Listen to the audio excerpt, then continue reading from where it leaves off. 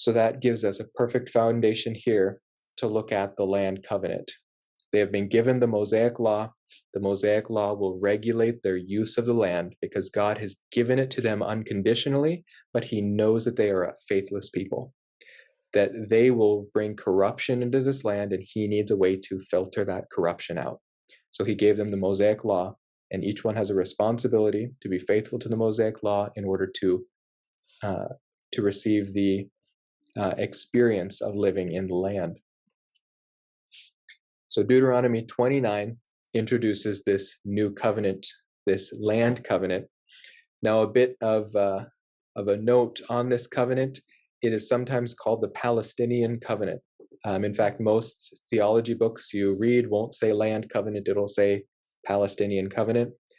That name has become kind of a bad word in the last few decades, primarily because it's no longer associated with the land itself, but with a group of Arab people who are not native to that land. So it's become a name that no longer suits this covenant well because it has modern day baggage that is frankly just not worth retaining that name any longer. So most are calling it here the land covenant. And frankly, that's a little more suitable to it anyways, because the name Palestine wasn't even the original name for that location, but when, what's his name? King Hadrian came to the land of Israel and was frustrated with this Jewish people who wanted to live under their own laws and not under his laws. He scorned them by naming it after their enemies, the Philistines. So the name Palestine was supposed to be a derogatory name anyways for that land, to stick it to the people. So the land covenant suits this covenant much better than the name Palestine does. But Deuteronomy 29 verse 1 is important because Moses makes it absolutely clear that this is not the same as the Mosaic covenant. The Mosaic covenant was a conditional covenant. The land covenant is an unconditional covenant. God will bring the people into the land. He has given them this land, but they will not experience this land unless they are faithful to the Mosaic covenant. But a generation who is, regardless of previous failures, the generation that is faithful will receive this land. So these are the words of the covenant which the Lord commanded Moses to make with the sons of Israel in the land of Moab, besides the covenant which he had made with them in Horeb. So now they're in Moab, hundreds of miles from Sinai. God is making a new covenant with them, and it's a land covenant, so how appropriate that he makes the distinction based on where they were when he gave it to them. Now, the reason why this has a different name, like we've got the Edenic, the Adamic, the Noahic. Most of these are named after the person who it was given to, because that person becomes a representative steward of the dispensation that follows that covenant, where God dispenses to a steward responsibility, and that steward has the responsibility of passing that on to the next generation. So with Adam, with Noah, with Abraham, with David, but certain covenants were given, 2 covenants to one person. For example, Adam in the Garden of Eden received 2 covenants. First, the Edenic covenant, and after failure under the Edenic covenant, he was given the Adamic covenant, which governed life after the fall. So the first one is named after the location. The second one is named after the person. We have simply the same pattern here, but in reverse order. The first covenant was given to Moses, and it's called the Mosaic covenant. The second one was given to Moses as well to govern or to reiterate the promises of the land, and that one is called the land covenant. All right, so continuing here in verse 2, and Moses summoned all of Israel and said to them, "You have seen all that the Lord did before your eyes in the land of Egypt, to Pharaoh and all his servants in the land, the great trials which your eyes have seen, those great signs and wonders." So he's reminding them who the God that brought them there is, that they have seen all that he has done, and that he will bring about all of his promises. And the promise he's giving them here is the promise of land.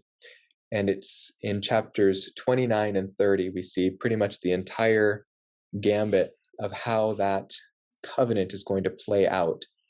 And it breaks down pretty much in these 7 parts. Now, 29, the whole chapter 29 is pretty much a preamble to the promises in chapter 30. 29 details their disobedience and scattering. It says that even though I'm bringing you into this land, you will get kicked out of this land. But 30 is that promise that regardless of this dispersion, you will be brought back into this land, that the land will never be lost to them permanently. So starting in 29, and we're not going to go through all of these verses. It's just, there's way too much to go through all of them. But I do recommend you go and read Deuteronomy 29 and 30 to just see how God traces their unfaithfulness, but his faithfulness. So basically, the verses that we're skipping in 4 through 9, Moses reviews with the second generation of Israel all that they had witnessed as children during the Exodus period, during those 40 years of wandering. So God, or in here in verse 2 and 3, Moses reminds them what they saw during the Exodus, during the their parents' generation. But then in 4 through 9, God, or Moses, is reminding them all that they saw during the 40 years, how God sustained them. Their clothes never wore out. Those such verses are there. And then we get here to verse 10. And this is the beginning of the covenant. In its covenant language, he says, "And you stand today, all of you, before the Lord your God, your chiefs, your tribes, your elders, and your officers, even all the men of Israel." So this shows us the 2 parties of the covenant. There is God, and there is every person in Israel. These are the 2 parties. Your little ones, your wives, all the aliens, and the alien who is within your camp. So this included non-Jews as well, those who would be part of, who would make themselves proselytes to this nation. All who are within your camp, from the one who chops your wood to the one who draws your water. Every single person as part of this camp would come under this covenant. And then what precedes in verses 14 and 15 is, let's see, the covenant is for the future generations as well. So I didn't include this, but yeah, so this is saying that every single person physically present in that day was part of this covenant, and to every generation that comes after them from the physical line of Israel, those are also those are also under this covenant. Now, no one who is not from the physical line of Israel can be brought into this covenant, because those who are not under the physical line of Israel can't be represented by those in Israel. So, for example, your grandpa, whoever your grandpa is, can't do any legal stuff for me, but he can for you. The promises that are given here to Israel can't be given to them for someone else, but are given to them and can be passed down through their line. All right, so he continues, so that you may enter into the covenant with the Lord your God, and into his oath, which the Lord your God is making with you today, in order that he may establish you today as his people, and that he may be your God, just as he spoke to you, and as he swore to your fathers, to Abraham, Isaac, and Jacob. And remember, the promise given to those 3 was land, seed, and blessing. So God is skipping back over the Mosaic covenant and saying, I'm going back to the promise to Abraham. You're entering into a covenant here that expands upon that covenant. Now, jumping ahead to verse 22, now the generation to come, your sons who rise up after you, and the foreigner who comes from a distant land, when, again, when, not if, they see the plagues of the land and the diseases with which the Lord has afflicted it, will say, all its land is brimstone and salt, a burning waste, unsown and unproductive. No grass grows in it, like the overthrow of Sodom and Gomorrah, Admah and Zeboim, which the Lord overthrew in his anger and his wrath. So there will come later generations who look on this land and think that God has destined it for desecration, that God has given it over. And in fact, we have a modern day fulfillment of this prophecy. In 1862, Mark Twain went to the land of Palestine, and he wrote this about it. He says, "Of all the lands there are for dismal scenery, I think Palestine must be the prince. Can the curse of the deity beautify a land? Palestine sits in sackcloth and ashes. Over it broods the spell of a curse that has withered its fields and fettered its energies." Mark Twain understands theology a lot better than most in the church today do. He's looking at this and recognizes that it is a result of a curse from God. Well, a man named Rabbi Moses de Nachman in 1267 had something similar to say. He says, "Many are Israel's forsaken places, and great is the desecration. The more sacred the place, the greater the devastation it has suffered. Jerusalem is the most desolate place of all." Now, I should have included some pictures of Israel today, because no one would say that today. Looking at Israel, it is not a waste place anymore. And that is going to be very important as we look at God's promises to Israel, and that Israel actually has two promised restorations to the land. One restoration, not in faith, and then another restoration in faith. That they will come back to the land, not yet a faithful people, but through bringing them to the land, they will be put through the fire and refined and become a people of God. So here in Deuteronomy 29, we see these consequences of breaking the covenant. It says, "All the nations will say, 'Why has the Lord done thus to this land? Why this great outburst of anger? What upset God so much?' Then the men will say, 'Because they forsook the covenant of the Lord, the God of their fathers, which he made with them when he brought them out of the land of Egypt. They went and served other gods and worshipped them, gods whom they have not known and whom he had not allotted to them.'" So notice, when God makes a promise to them, he puts it on the foundation of the Abrahamic covenant. But when he brings down judgment, he puts it on the foundation of the Mosaic covenant, the covenant he made with them when he brought them out of the land of Egypt. At the end of the cursing, we see that the Lord, so let me read it. "So it shall be when all of these things have come upon you." So again, when, not if, but now. Notice there are two things that have a when, not an if.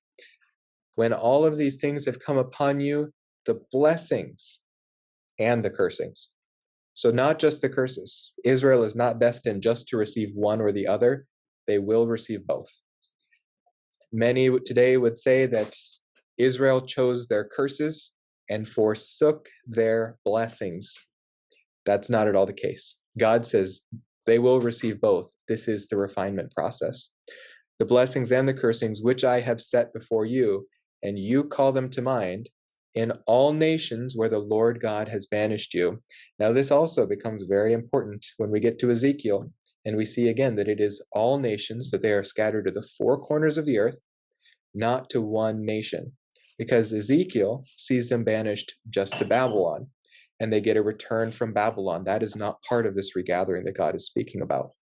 They will be scattered over the entire earth and brought back from every corner of the earth. He continues, and this is where we start to see this regathering promised, this regeneration of the entire nation where they will take possession of the land.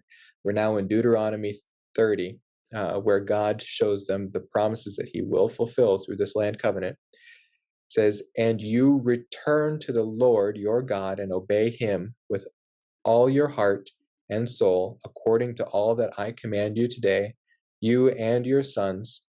Then the Lord your God will restore you from captivity and have compassion on you, and will gather you again from all the peoples where the Lord your God has scattered you. If your outcasts are at the ends of the earth, from there the Lord your God will gather you, and from there he will bring you back.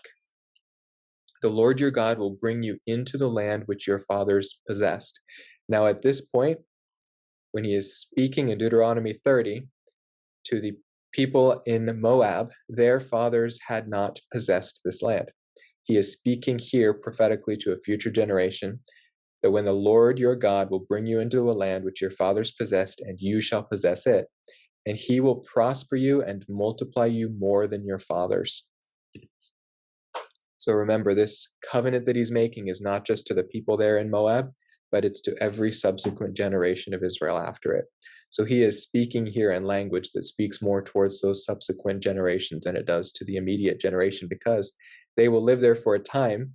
But if you read into Joshua, Joshua doesn't end with total success.